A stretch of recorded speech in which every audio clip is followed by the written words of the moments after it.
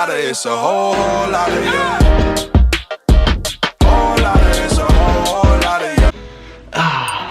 What's going on, you fucking Jake Paulers? What's going down, you river beaters? Today I wanted to break down for you guys how I make a full-time living as a music producer online.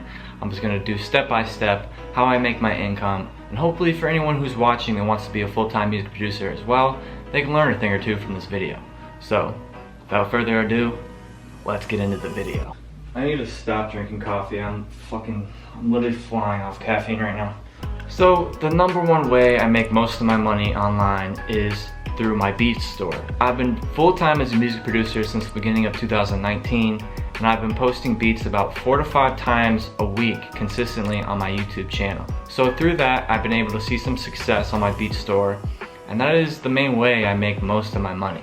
What I want to do is break down for you guys one of my beats in particular, show you guys the prices I have on my Beats store, kind of show you what they go for. Alright, so I whooped open my Beats store, and I'm going to click on this bag right here to show you what I sell my beats for. So to start it off, I do a standard lease for about $30. I do a premium lease for about $50. I do a trackout lease for $100, and then I do an unlimited lease for $200. Now for this beat in particular, I have make an offer, so they can make an offer and we can negotiate.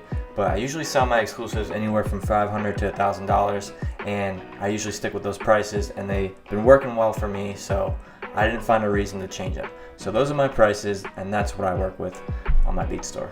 So secondly, one of the other big streams of income that I've started to see was over time I started working with artists that were smaller, but they were getting decent amount of streams. So we did a 50-50 split on DistroKid, and I started to see some streaming income come from distrokid.com. So one of the ways I want to break down this for you guys that are trying to find new artists that are up and coming that you could potentially do this with is by basically just doing your research.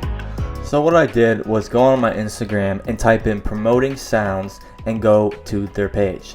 And what do? I'm just scrolling and I find a month of artists. This is a bunch of artists they have on their page that are blowing up right now, so I decided to pick one, and I picked Jared Anthony. So I go to YouTube, type in Jared Anthony, and I want to see if his music fits my music that I make as well. Through my mind, but you don't want no part of it. Hate it when you leave me, cause I get so lonely. You say that you love me, why can't you just show me? Hey, we don't wanna talk now. Hey, tell me that I changed ever since I got the bust down. Alright, so he's clearly fucking dope. What do? Go hit him up on Instagram, say, hey man, can I send you some beats? And just like that, you might have a new artist to work with and potentially start building with and building revenue on DistroKid. The third way I make income is through YouTube ads. So about once a month I get a check from Google that goes straight to my bank, and it's basically all the videos added up that just receive money that have YouTube ads on it. Like I said, I was posting beats 4 to 5 times a week, so it generated a little bit of income. It's nothing crazy, but at the end of the year it adds up and it definitely helps. Fourthly, which is something that I feel like a lot of more producers should be doing, is merchandise. So I have on my YouTube channel, underneath every video I post, list of options that you could buy stuff. For instance, you got sweatshirts, you got t-shirts, and you even have phone cases. So through that, on YouTube and Teespring, when someone buys one of those products, you get a percentage, and then you could get a payout once you hit a certain threshold. Other ways I was doing my merchandise was simply going on customink.com and creating my own merchandise, buying in bulk, and then just shipping it out to people that wanted to buy it. Giving it to family and friends who just wanted to support the brand. If you're a producer, definitely establish a cool logo and a brand so that people start to recognize you, and then they can put your face to that logo. Another way that I make money is through sound kits. I don't do it that often, but I figured a lot of other producers will find sound kits useful when they want to make beats and they aren't feeling creative at the time. I have 3 sound kits up right now. I sell them for about 25 bucks a pop. So that's another great way to bring in some money, and hey. And the last way I've been able to make money was through placements. I've been able to land a really big placement recently with Arizona Service. I got a drinking problem. I don't got no problem drinking, no. When you work with someone that's signed to a major, you end up getting advance. So the advance check that you get is, depending on the deal, anywhere from the range of $2,000 to $5,000.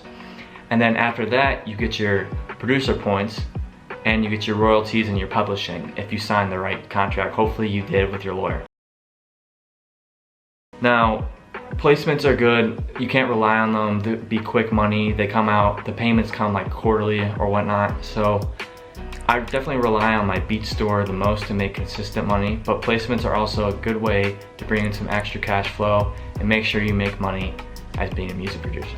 Alright, so that about wraps up the video. I realized that I filmed all that video with shit on my face, so hopefully you disregarded that. I want to say thank you to everyone who watched, everyone who likes the video. It wouldn't be possible for me to do a full-time career in music without you guys, so thank you to everyone that buys leases, everyone that supports me, and thank you so much, and thanks for watching. It's a whole lot of you.